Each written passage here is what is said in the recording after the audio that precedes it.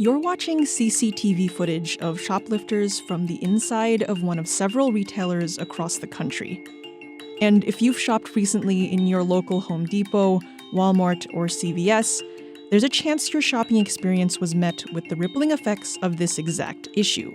Locked plexiglass panes, motion-sensing monitors, and security cameras placed everywhere. Retailers and retail trade associations are characterizing retail crime as an epidemic. Theft is an issue. It's higher than what it's historically been. If that's not corrected over time, prices will be higher. In 2021, retail shrink, which refers to inventory losses due to theft, unknown loss, and administrative error, accounted for $94.5 billion, as compared to $90.8 billion in 2020. But beneath the surface, there is another side to the story. The available data is unreliable, a prominent concern of criminal justice advocates. On balance, I think it's likely that all of these crime trends, from sort of petty theft and organized shoplifting rings all the way up to various categories of violent crime, have on balance been blown out of proportion by people with an agenda, either to get more eyes on their content or to get more funding for institutions that they prefer, like police. Critics worry that the story is not so straightforward. Regarding theft in its stores, the CFO of Walgreens himself said in a call with investors in January 2023, maybe we cried too much last year when we were hitting numbers that were 3.5% of sales. The revelation has some onlookers casting doubt on the true magnitude of the issue. Despite disputes over data, the crisis has given rise to legislation like the Informed Consumers Act. CNBC spoke to retailers, trade associations, asset protection professionals, and criminal justice advocates to dive deeper into the much more complicated, murky issue behind those clear, locked plexiglass panes.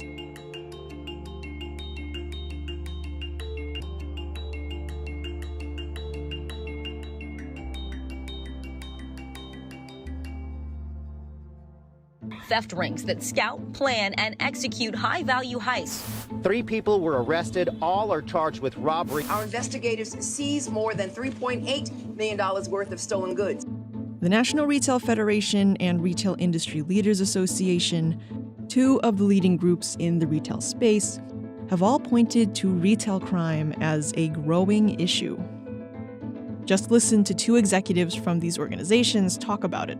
It's become a significant problem from both the habitual offenders who are stealing every day, have 50 to 70 encounters with law enforcement or retail security personnel. And then the organized retail crime rings are very sophisticated. Retail theft is not just impacting the retailers themselves. It has a trickle-down effect that will impact the consumers, whether that's store closures, increased pricing. The definition of ORC varies by jurisdiction, but the Department of Homeland Security defines it as the association of 2 or more persons engaged in illegally obtaining items of value from retail establishments through theft and/or fraud as part of a criminal enterprise. The NRF estimates that in 2021, ORC cost retailers an average of $700,000 per $1 billion in sold goods. I've been doing this for 32 years, and I can honestly tell you we've not seen anything to this degree in the past. We saw a large uptick probably about 10 years ago, and then again 5 years ago, and then really during the pandemic, we saw a massive increase. And it's also important to note that these numbers are COVID numbers, so they're outliers when you're looking at data. Crime investigators' concerns run even deeper than theft. Homeland Security investigations, the FBI, they're finding more and more evidence that organized retail crime is linked to other significant criminal activity, to include human trafficking, child exploitation, drug and weapons trafficking. We're talking about something much bigger than that. On the side of retailers, billions of dollars have been poured into asset protection and loss prevention, or AP and LP for short, in the last several years. We have a team of investigators that work the organized retail crime problems. It's fair to say that we're investing millions of dollars, across the chain into different types of solutions. Home Depot stores have seen a dramatic transformation over the years. along with hiring 150,000 employees between 2020 and 2022 to support its stronger ORC efforts, its anti-theft measures have become more technologically sophisticated. Everything from locked metal barriers to motion sensing monitors and locking smart cards. One of Home Depot's more advanced developments in LP tech is RFID tags. Lowe's recently launched Project Unlock, a similar technology to Home Depot's RFID tags. Basically, not activating the product. The product will not function until it's been purchased at the point of sale. We think this is something that can really help curtail ORC, not just for Lowe's, but really across the industry. So that's the difference between a lot of the other solutions that we've tested in the past. They weren't cost effective, so it was expensive technology, and that's got to be absorbed somewhere. CVS and Walgreens have both implemented stronger measures in their stores. Aisles of plexiglass panes, cameras at self-checkout, and security guards monitoring activity in store. While the advances in AP and LP have been beneficial in stopping bad actors, it does come at the expense of the consumer shopping experience. These kind of anti-theft programs that they've started, a lot of customers have been complaining about how that's kind of cut down on that customer experience. And it's bringing them to competitors where you can buy your toothpaste online, get it shipped to you within 2 days, and you don't have to kind of go through this frustrating process of going to a crowded store, waiting for an associate. It's not a good shopping experience, right? I don't even like going into a retailer and having to wait for somebody to unlock product to get it so I can go buy it. So we've tried to stay away from that as much as we could, but in some areas we were losing so much, it was not profitable at all for that category. We actually didn't even have product on the shelf to sell to our customers. As investments in AP and LP continue, retailers are forced to grapple with newfound customer inconvenience as physical and technological barriers evolve.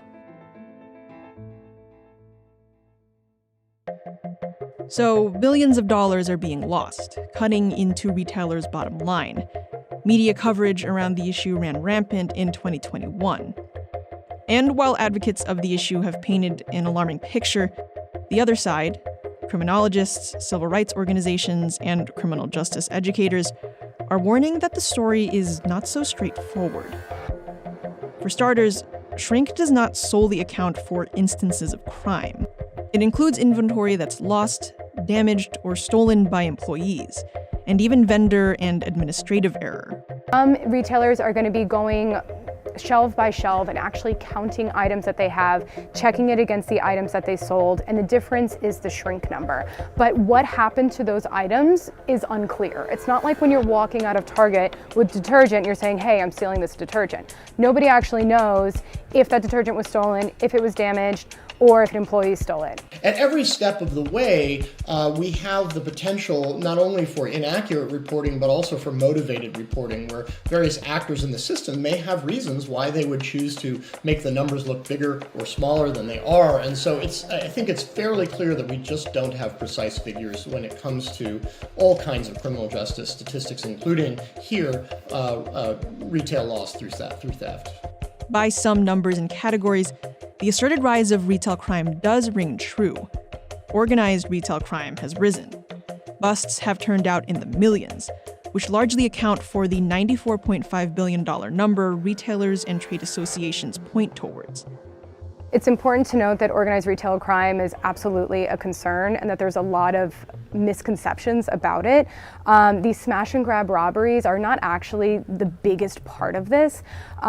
It's big transnational crime organizations that are getting involved with organized retail crime because it's way less risk for way higher reward. While ORC has increased on a surface level, the data gets confusing when you really get down to it. The definitions for organized retail crime and the categorizations that fall under it vary in different jurisdictions. In some states, organized crime can just mean a conspiracy between two people to steal from a store. For this reason, doubt circulates around whether all of those instances were truly part of ORC rings. While retail crime in real numbers has increased, the shrinkage rate has remained largely the same over the past few years. The first logical place to look is the data, but as we've seen so far, that is a complicated can of worms. Skeptics on the rise of retail crime alike have pointed out the main issue. The methodology is inconsistent. making the interpretation of any and all data available doubtful. The idea that there's, somewhere there's this kind of central database of relevant figures all the way down to a question as challenging as, how many times, are stores victimized by shoplifting or by organized shoplifting rings? We just don't have that data. Let's dig deeper. If we look at the trade association numbers, they cite increases across the board through surveys. The NRF, for example, conducts yearly surveys, but they do not disclose who exactly participates in them. This data is qualitative, not quantitative. It asks the opinion of LP and AP leaders whether or not they have observed rises in different categories. And that's an issue because perceived increases are not the same as quantitatively proven increases. They're seeing a huge uptick in shrink, and then they're kind of looking at what's going on in the rest of the criminal justice environment, some kind of criminal justice reform laws that have taken place in big cities like New York, and they're also seeing media reports about big smash and grab robberies, and they're kind of saying, well, since we have a big increase in shrink, it's most likely crime related rather than something else. Did employees drop 10 more jars of pickles this year than they did last year? What in the environment has changed that would lead to more pickles being dropped on the floor, for example? And the one common denominator that they can find is a shift in criminal justice, uptick in crime overall, and a shift in how in criminal justice reforms.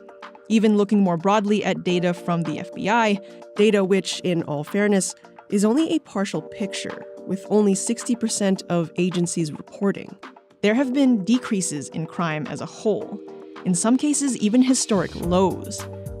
When asked about how data is gathered, Rila struggled to answer.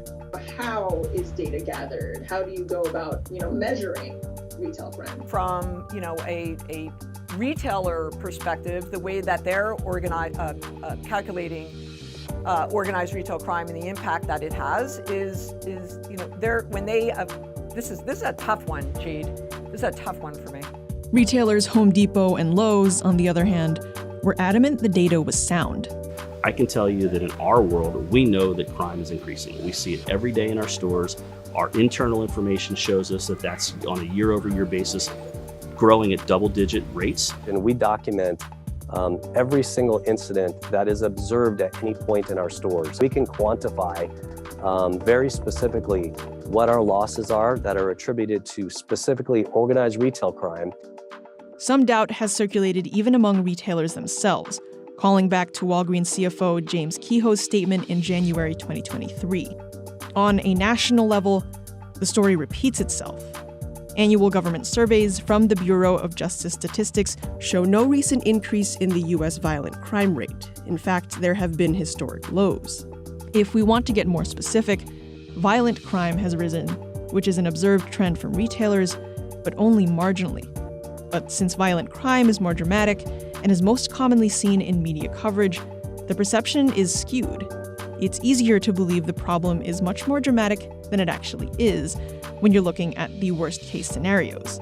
Law enforcement officials in this country are massively under-investigating and under-reporting certain types of crime, largely crime committed by wealthier people, corporate officials, etc., and significantly over-reporting in the media certain other kinds of crime, like retail theft and shoplifting. Now, if we zoom the lens out even further here, this issue with magnifying the nuanced reality of crime is a messy subject in a larger political context. It's another instance in a controversial ongoing trend. Americans tend to believe there is more crime than there is in actuality. In 20 of 24 Gallup surveys conducted since 1993, at least 60% of U.S. adults have said there is more crime nationally than there was the year before, despite the generally downward trend in national and violent property crime rates during most of that period. Certain people have a sort of a political agenda that they want to keep people in a state of fear about crime rate. I think all of us have most of us have been into stores where we see, that they lock the doors and only let certain people in, or they put certain products, behind plexiglass. How much of that represents a kind of a proportional and reasonable reaction to what we're seeing, and how much of it is an overreaction, I think is difficult to say. But it ties into this larger narrative. In 2022, the perception that local crime has increased is at a record high. So for criminologists and other advocates, their concerns are very real. The combination of retailers, law enforcement, and media hysteria emphasizing the issue is working, at least as far as garnering attention goes. The law has responded accordingly, which is its own tangled web of implications. A national problem. You're seeing the videos over and over again of individuals walking in stores all over the country, taking what they want and walking out. So far, we've established that interpreting the data is a mixed bag. And you might be wondering, why does this matter then? The more the retail industry lobbies and the more the media illustrates a problem, the more the government deems it to be an outright issue. It's estimated that nearly $15 billion in federal and state tax revenue is lost to ORC. Since products are sold illicitly, the applicable taxes from that transaction in a normal retail setting are not properly collected. And why does that matter to you? The average American family will pay more than $500 annually in additional costs due to ORC's effects. More than that, corporate cops and law enforcement will be granted more freedom to pursue the issue. And this is where the concern for individual privacy becomes more real. Increasingly, it's easy for a retailer to get information about what we're doing in terms of shopping in a brick and mortar store and online. And so it's not always easy to know as a customer how much information you're turning over to the people that you do business with. And neither is it easy to know how much of that information they may be turning over to law enforcement in an effort to combat shoplifting, theft, and other crimes that may or may not be real. The response by legislative officials and by law enforcement in the last several years has been deeply involved. Homeland Security investigations launched Operation Boiling Point, a unit specially designed to combat organized theft groups, or OTGs, in October 2022. The Informed Consumers Act was passed in December 2022, which would require online marketplaces to verify the legitimacy of high-volume third-party sellers on their sites. The Combating Retail Crime Act was passed in October 2022. On the side of criminal justice advocates, they worry that some of the legislation surrounding this issue is insinuating a damaging perception. Increasing penalties for theft and arresting and prosecuting more people is the answer. They point to research that indicates higher rates of incarceration does not immediately equal reductions in crime. While this issue of retail crime runs its course, the level of credence among retailers, trade associations, lawmakers, and customers is a delicate one.